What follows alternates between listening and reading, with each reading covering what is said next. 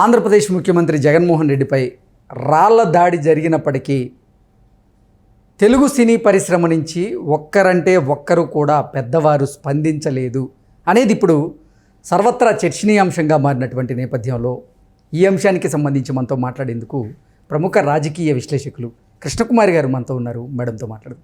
Madam నమస్తే. Madam నమస్తే. Madam, నిన్న జగన్మోహన్ రెడ్డి మీద రాళ్ల దాడి జరిగినప్పటికీ తెలుగు చిత్ర పరిశ్రమ నుంచి ఒక్కరంటే ఒక్కరు కూడా స్పందించలేదు.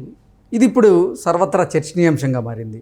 ఏంటి జగన్మోహన్ రెడ్డి మీద రాళ్ల దాడి జరిగినప్పటికీ అసలు ఎవరు స్పందించలేదు ఏంటి అనేది ఇప్పుడు సర్వత్రా చర్చనీయాంశంగా మారిన నేపథ్యంలో దీని మీద మీ విశ్లేషణ ఏంటి అంటే ఏం చెప్తారు మేడం?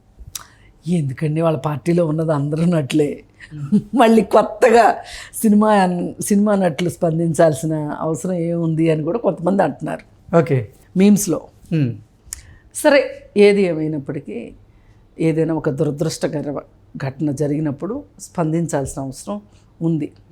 కాకపోతే ఇప్పుడు చాలామందికి సంశయాలు ఉన్నాయి. ఇందాక మనం మాట్లాడుకున్నట్లు అసలు ఏంటిది, అసలు రాజకీయ నాయకుల విశ్వసనీయత మీద సమాజానికి నమ్మకం పోయింది. అసలు లేదు నమ్మకం. ఎందుకంటే వీళ్ళు ఏంటి, మన కోసం ఏం చేస్తున్నారు అనేది బాగా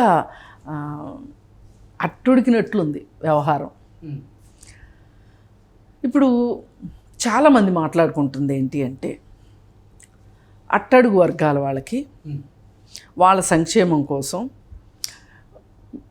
కాస్త ఇటు అటు అయినా కానీ ఎంతో కొంత ఈ ప్రభుత్వాలు పనిచేస్తున్నాయి. వ్యవసాయ రంగంలో ఉన్న వాళ్ళకి, అలాగే మధ్యతరగతి జీవులు ఎవరైతే ఉంటారో, అంటే బిలో పావర్టీ లైన్ కింద ఉండి ఆ సౌకర్యాలు అనుభవిస్తున్న వాళ్ళు, ఆ హక్కులే తీసుకుంటున్న వాళ్ళు, అలాంటి ఆర్థిక నేపథ్యం ఉన్నవాళ్ళు కొంచెం పై క్లాస్కి వచ్చేసరికి వాళ్ళకి ఏమి చేయొద్దు ఉండట్లా ప్రభుత్వం దగ్గర నుంచి. అంటే ధరల రేట్లు తగ్గించడం వల్ల గురించి కానీ, లేకపోతే ఉద్యోగ అవకాశాలు పెంచే విషయంలో కావచ్చు, లేదు అనుకుంటే మన వ్యవసాయ ఉత్పత్తులకి ధరల స్థిరీకరణ గురించి కానీ, ఇట్లాంటి వాటి మీద ప్రభుత్వాలు ఎక్కడా ముందుకు వస్తున్నట్టు కనిపించట్లా. అందుకని ఒక వర్గం చాలా స్తబ్దుగా ఉంది. ఈ వర్గమే పని పాట లేకుండా చుట్టూ ఏం జరిగినా మొదటగా స్పందించే సెక్షన్ కూడా ఇదే. మరి ఈ సెక్షనే ఇవాళ నోరెత్తట్లేదు. ఈ సెక్షన్కి కాస్త పై మెట్లో ఉండేవాళ్ళే సినిమా వాళ్ళు ఇంకెందుకు మాట్లాడతారు? పైగా ఈ మధ్యకాలం అంటే గత 4 సంవత్సరాల కాలంగా 5 సంవత్సరాల కాలంలో జగన్మోహన్ రెడ్డి అధికారంలోకి వచ్చిన తర్వాత ఏ రోజు సినిమాటోగ్రఫీ, సినిమా అనే దాని విషయంలో ఎక్కడ ఒక ఆశాజనకమైన మాట కానీ లేదు, ఒక అడుగు కానీ జగన్మోహన్ రెడ్డి వెయ్యకపోగా ఆయన్ని కలిసి వాళ్ళ బాధలు విన్నవించుకుందాము అని చెప్పి పెద్ద పెద్ద హీరోలు కూడా వాళ్ళ ఇంటికి వెళితే ఆ హీరోల్ని అక్కడెక్కడో కార్లు పెట్టించి ఆయన రాజప్రసాదంలోకి నడిపించుకున్న సంఘటన ఎవ్వరు మర్చిపోలే. ఇందులో చిరంజీవి అభిమానులు ఉన్నారు, మహేష్ బాబు అభిమానులు ఉన్నారు, ఇంకెవరు యాక్టర్స్, నాగార్జున అభిమానులు ఉన్నారు, వెంకటేష్ కూడా వెళ్ళలా, అలాగే బాలకృష్ణ వెళ్ళలా.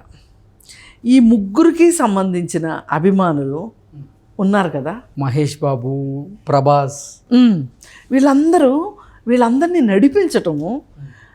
నడిపించిన తరువాత అవి సామాజిక మాధ్యమాల్లో చక్కర్లు కొట్టడం చూసిన తర్వాత చాలామంది బాధపడ్డారు. పైగా చిరంజీవి ఆయనకి కొంచెం వినయం ఎక్కువ. కొంచెం ఇలా వంగి ఆయనకి ఏదో వినతి పత్రం ఇస్తే దాన్ని వైసీపీ శ్రేణులు విస్తృత స్థాయిలో ఇది మా జగనన్న వ్యవహారం అంటే, మా జగనన్న మడమ తిప్పడు, సీమ బిడ్డ, ఇలా రకరకాల క్యాప్షన్స్ పెట్టి సింహము ఇవన్నీ జూలో జంతువులందరినీ వాడేశారు. అక్కడికి చిరంజీవి ఏదో ఆయనకి పాదాక్రాంతం అయిపోయినట్లు అలా చేసేసరికి ఇవన్నీ చూస్తే సామాన్యులు గమనించరు అనుకుంటారు, సామాన్యులు అన్నీ గమనిస్తూనే ఉంటారు. వాళ్ళు బాగా హర్ట్ అయ్యారు, ప్రజలు వాళ్ళు హర్ట్ అయ్యారు. ఇవన్నీ సామాజిక మాధ్యమాల్లో వస్తే ఈ సినిమా యాక్టర్లు కూడా బాగా హర్ట్ అయ్యారు. తర్వాత ఏదో సందర్భంలో మళ్ళీ ఒకసారి వెళ్ళాలి అంటే ఒకసారి వెళ్ళి సిగ్గుపోగొట్టుకున్నది చాలేదా అని బహిరంగంగా మాట్లాడింది కూడా మనం విన్నాం. ఇంకొకటి, ఎవరినైనా సరే ఆయన కూరలో కరివేపాకులాగా వాడుకుంటాడు, యూజ్ అండ్ త్రోగా చేస్తాడు అనేది బాగా నమ్ముతున్నారు ప్రజలు. దానికి తార్కాణంగానే ఆయన 30 years ఇండస్ట్రీ అతన్ని ఎస్విబిసి చైర్మన్గా చేసి అతను తొలగించదలుచుకుని, అంటే ఎలక్షన్స్లో ప్రచారంలో అతను వాడుకున్నారు. గెలిచిన తర్వాత అతనికి పోస్ట్ ఇచ్చారు. కానీ పోస్ట్ ఇచ్చిన వెంటనే అతను ఏదో ఒక కారణం చెప్పి అతను ఏమంటాడు, నా మీద ఒక స్ట్రింగ్ ఆపరేషన్ చేశారని అతను అంటాడు. ఏది ఏమైనప్పటికీ అతన్ని పంపించారు. ఇలాంటి ఆరోపణలు అంబటి రాంబాబు మీద వచ్చాయి, అవంతి శ్రీనివాస్ మీద వచ్చాయి, ఇంకొకరి మీద వస్తేనేమో వాళ్ళ మీద చర్యలు లేవు. ఆ 30 years ఇండస్ట్రీ పృథ్వీ మీద మటుకు చర్యలు ఉన్నాయి. అంటే సినిమా వాళ్ళు మీకు ఇంత లోకువా అని సినిమా వాళ్ళు ఆలోచిస్తారు. అలాగే అలీని కూడా ఉంచుకున్న రోజులు ఉంచుకొని అతనికి సీట్ ఇచ్చే విషయంలో తేల్చట్లేదు. ఇకపోతే మన గొప్ప పోసాని కృష్ణమురళిని ఒక విద్వేషపు ప్రసంగాలు చేయటానికి మాత్రమే అతన్ని పరిమితం చేయటం, అతన్ని అలా వాడుతున్నారు. అంటే ఏతావాత వచ్చింది ఏంటంటే జగన్మోహన్ రెడ్డి ఇలా వాడుకుంటాడు సినిమా ఇండస్ట్రీని తప్పితే వేరేగా ఉండదు, ఉపయోగం లేదు. ఇది ఒకటి. ఇంకొకటి, పలానా హీరో సినిమా రిలీజ్ అయినప్పుడు టిక్కెట్ల రేట్లు తగ్గించటము, అలాగే మళ్ళీ వెంటనే టిక్కెట్ల రేట్లు పెంచటము. అసలు సినిమా థియేటర్లు, ఎగ్జిబిటర్సు, సినిమా యాక్టర్లు నష్టపోయిన విషయాన్ని మర్చిపోవట్ల సినిమా ఇండస్ట్రీ. పైగా వాళ్ళకి వైజాగ్లో మీకు బ్రహ్మాండం అది చేస్తాం ఇది చేస్తాం, భూలోకంలో స్వర్గం చూపిస్తామని చెప్పారు, అది ఏది చేయలా. అలాగే రామానాయుడు సొంతగా కొనుక్కున్న ల్యాండ్స్ను కూడా ప్రభుత్వం స్వాధీనం చేసుకోవాలని ఒక కుట్ర చేసింది. అది ఒకటి బాధాకరమైన విషయం వాళ్ళకి. ఇకపోతే అసలు సినిమా ఇండస్ట్రీని ఒక ఇండస్ట్రీగా గుర్తించే ఉద్దేశం లేదని, ఏంటి వాళ్ళతోటి అని వాళ్ళని కేవలం సభల్లో మాట్లాడించడానికో, లేదు అంటే తనకు ఎన్నికలప్పుడు వాళ్ళని వాడుకుని ఇక ఆ తర్వాత వాళ్ళని పట్టించుకోకపోవటం. ఇప్పుడు అలీ కూడా చాలా అసంతృప్తితో ఉన్నాడని తెలుస్తుంది. ఇవన్నీ వాళ్ళకి ఎందుకు గుర్తుండకుండా ఉంటాయి? అన్నిటికన్నా ముఖ్యంగా ఇవాళ ఒక 4 అగ్ర హీరోలు ఉన్నారు, చిరంజీవి, మహేష్ బాబు ఇట్లా ఉన్నారు. వాళ్ళని ఆ విధంగా నడిపించటం అనేది మట్టుకు వాళ్ళు జీర్ణించుకోలే. దాని గురించి వివరణ అడిగితే కూడా వాళ్ళు చెప్పడానికి ఇష్టపడలా. ఇన్ని కారణాలు ఉన్నప్పుడు ఎందుకు వాళ్ళు స్పందిస్తారు చెప్పండి? అసలు మనం వాళ్ళ దగ్గర నుంచి ఎక్స్పెక్ట్ చేయటం ఏంటికు? అసలు మీరు ఒక రాజకీయ పార్టీ ఇంకో రాజకీయ పార్టీ నాయకుడికి జరిగితే సహానుభూతిని ప్రకటిస్తాయి. ఆ సహానుభూతిని తీసుకునే పరిస్థితిలోనే మీరు లేరు. ఇచ్చే ఉద్దేశంలో వాళ్ళు లేరు, తీసుకోగలిగిన పరిస్థితిలో మీరు లేరు. అలాంటప్పుడు మీరు సినిమా పరిశ్రమ దాకా ఎందుకు వెళ్తారు?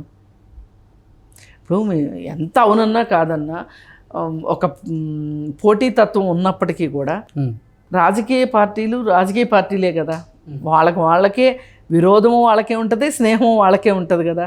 మరి అలాంటప్పుడు ఎవరైనా ఒక ప్రత్యర్థి రాజకీయ నాయకుడి ఇంట్లో ఎవరైనా చనిపోతే వెళ్ళరా? వెళ్తారు కదా. మరి అలాంటి వాతావరణం నుంచి అసలు నీ మీద ఏదైనా జరిగితే రెండో వాళ్ళు బాధపడే పరిస్థితి కూడా నువ్వు కల్పించుకోలేదు అని అంటే ఆ పరిస్థితుల్ని నువ్వు ఎందుకు ఇట్లా తయారు చేసుకున్నావు? నీకెంత మూర్ఖత్వం మొండితనం ఉంటే ఇలా జరుగుతుంది? వాళ్ళకి అసలు స్టూడియోలు కట్టుకుంటానికి ఆంధ్రప్రదేశ్లో అనువైన వాతావరణం కల్పిస్తాను అని చెప్పాము. కొంతమంది వైజాగ్ని ఎంచుకుని వాళ్ళు కొన్ని రాయితీలు కూడా అడిగారు. అది పెండింగ్లోనే ఉంది. మరి పరిస్థితులు వాళ్ళు ఎందుకు, మీకు జరిగిన దానికి వాళ్ళు ఎందుకు బాధపడతారు? అసలు అడగడం కూడా మన అవివేకమేమో అనిపించేలాగా.